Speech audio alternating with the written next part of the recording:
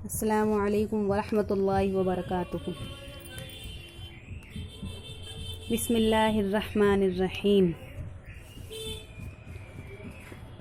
کل کا سبق پہلے ایک بار دہرا لیتے ہیں، ہے نا۔ الف سے آم، با سے بس، پا سے پنکھا، تا سے تالا، ٹا سے ٹیلی فون، سا سے سمر، با ٹا الف تا سا پا۔ یہ ہو گیا ہمارا کل کا سبق۔ چلیے آج کا سبق شروع کرتے ہیں۔ بسم اللہ الرحمن الرحیم۔ ہر اچھے کام کو شروع کرنے سے پہلے بسم اللہ پڑھ لینا چاہیے۔ جیم سے جہاز، چا سے چاقو، جیم سے جہاز، چا سے چاقو،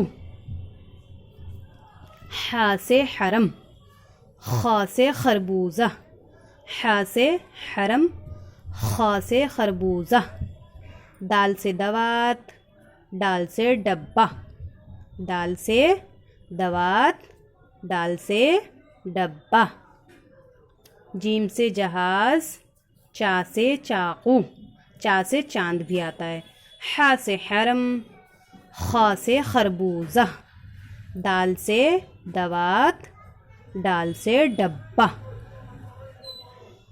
خا چا ڈال جیم دال حا سا ٹا۔ بار پورا پڑھ لیتے ہیں نا۔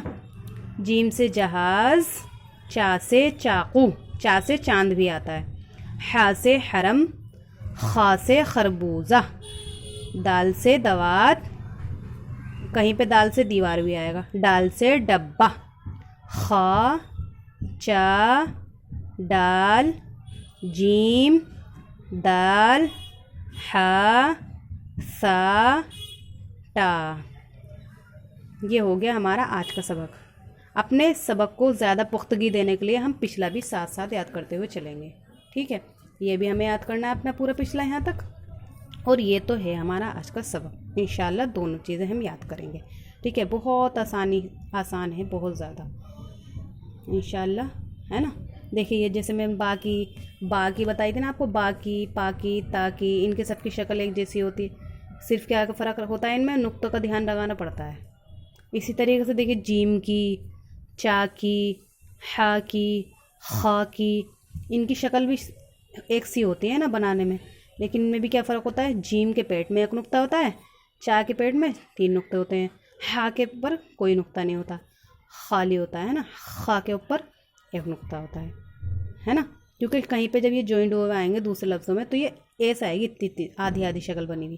صرف ہمیں کس چیز سے پتہ چلانا پڑے گا کہ کیا لفظ ہے، صرف ہمیں پتہ لگے گا ان کی نقطوں سے، کہ ایک نقطہ ہے، یہ 3 نقطے ہیں تو یہ کون سا لفظ ہوگا، ایک نقطہ ہے تو کون سا لفظ ہوگا، ہے نا۔ ایک بار آخر میں پھر دہرا لیتے ہیں۔ جیم سے جہاز، چا سے چاقو، حا سے حرم، خا سے خربوزہ، دال سے دوات، ڈال سے ڈبہ، خا چا ڈال جیم دال حا سا ٹا۔